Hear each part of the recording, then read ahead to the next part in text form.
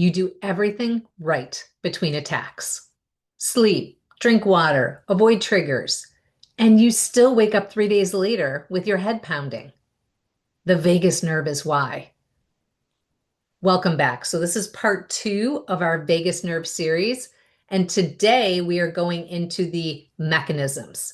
And I want to explain specifically how a dysregulated vagus nerve feeds your migraine cycle, what is happening in your body between attacks, and why you can be doing everything right and still not recover the way that you should be.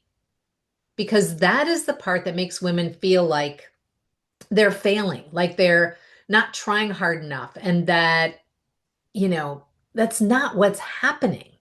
What is happening is a physiological loop that nobody has explained to you. So let's go through it so that you understand, because your body has a stress response, this actual system, and it's called the HPA axis. And that stands for hypothalamic, pituitary, adrenal. It is the communication loop between these three structures, your hypothalamus in your brain, your pituitary gland, and your adrenal glands. And when your brain perceives this threat, whether that threat is physical or emotional or inflammatory, the hypothalamus sends a signal to the pituitary, which sends a signal to the adrenals, which release cortisol and adrenaline. Your body mobilizes. Heart rate up, blood sugar up, inflammation up, digestion down, everything redirected towards handling the threat. Now, under normal conditions, once that threat passes, the vagus nerve helps shut the response down. Cortisol levels signal the hypothalamus that the response was adequate, the loop closes, and your body returns to a baseline. In women with chronic migraines, that loop often does not stay closed properly. The HPA axis stays activated at a low level. Cortisol stays elevated. The shutdown signal from the vagus nerve is too weak to fully reset the system. So think of it like a thermostat that's stuck, right? The heat has been running.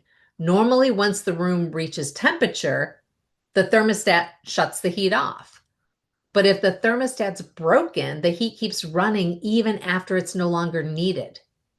Your body keeps putting out a low level of cortisol and inflammatory signaling, even when the original stressor is gone. And that's what I mean when I say the nervous system is stuck in migraine mode. It's not a metaphor. It is a literal description of a dysregulated feedback loop. And trust me, I know we all use the word literal a lot, but I really mean it here. Here is what this looks like in your body between migraines. When your vagal tone is low and your HP axis is chronically activated, your body spends a disproportionate amount of time in this sympathetic dominant state. In sympathetic overdrive, your gut mobility slows or dysregulates, which is why so many women with chronic migraines also have gut issues. Constipation, bloating, irregular digestion. They're not all separate problems.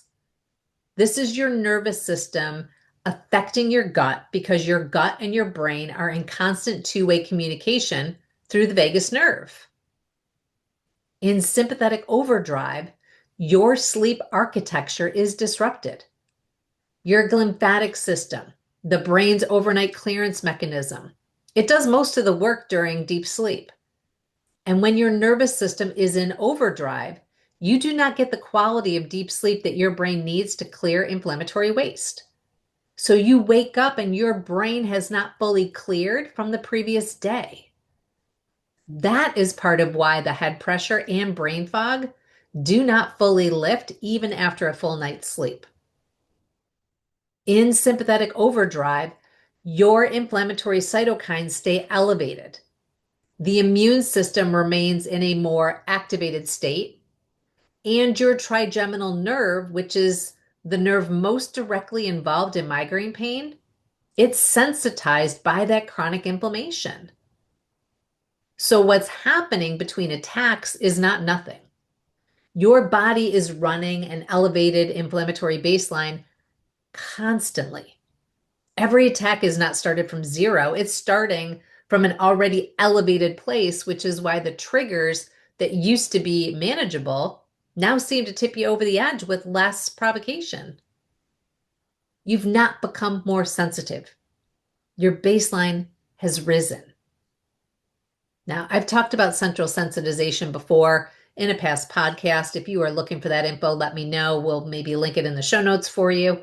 But I want to bring it back here because it fits directly into this piece. Central sensitization is what happens when your nervous system has been in chronic pain state long enough that it starts to amplify pain signals, even in the absence of the original trigger. The pain pathway, it becomes so worn in that the system starts generating pain responses with less and less input required. This is structural. Your brain has literally changed the sensitivity of its own pain processing circuitry. And the connection to the vagus nerve is direct. Low vagal tone means ongoing sympathetic overdrive. Sympathetic overdrive means ongoing neuroinflammation. And ongoing neural inflammation is one of the primary drivers of central sensitization. So the vagus nerve dysregulation is not a separate issue from central sensitization. It's upstream of it. It is part of what creates the conditions for central sensitization to develop and persist. This is why treating the pain after it starts is never going to be enough on its own. The pain is downstream of a nervous system that has been stuck in a particular state for a long time. And until you address that state, the pain keeps being generated. Now, recovery requires the parasympathetic nervous system to be adequately activated. It requires the vagus nerve to do its job. It requires the HPA access to actually close its loop. And if vagal tone is low, that recovery process is incomplete every single time. You're recovering as much as your nervous system currently allows you to recover. But that's not full recovery. That is partial recovery from an already elevated baseline. So the gap between where you end up after each attack and where the next attack starts is smaller than it should be. Your body's never actually getting back to a true resting state. Now, this is not a motivation problem. This is not a willpower problem. This is a nervous system that has been running in overdrive long enough that it has lost the ability to actually fully downgrade on its own. And that is actually hopeful information because it means that there's something to work on that is not just managing the next attack. There is a physiological state that can be shifted. In episode 3 next week, we're going to talk about exactly how. What vagus nerve retraining actually looks like in practice, what tools matter and why, and the part that nobody talks about in the wellness space, which is why the order that you do things is so important. It is not just randomly put together. There is a very specific order for a specific reason. So if you have been struggling to explain to people in your life why you're not getting better, why you can't just push through, at least you can't do it well, and why you still have migraines even when you're doing everything right, this is part of the answer. Your nervous system has been stuck in a physiological state that makes recovery incomplete. That's real. That has a mechanism. It is not in your head and it is not your fault. You haven't failed. The approach has failed. And there's a big difference.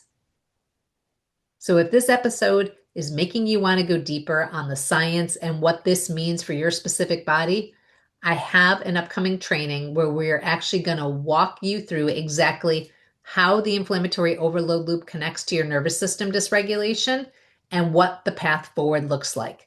The link to register is in the show notes. Come join us. All right, everybody. All right, make it a migraine-free day, and we'll see you next week for episode 3.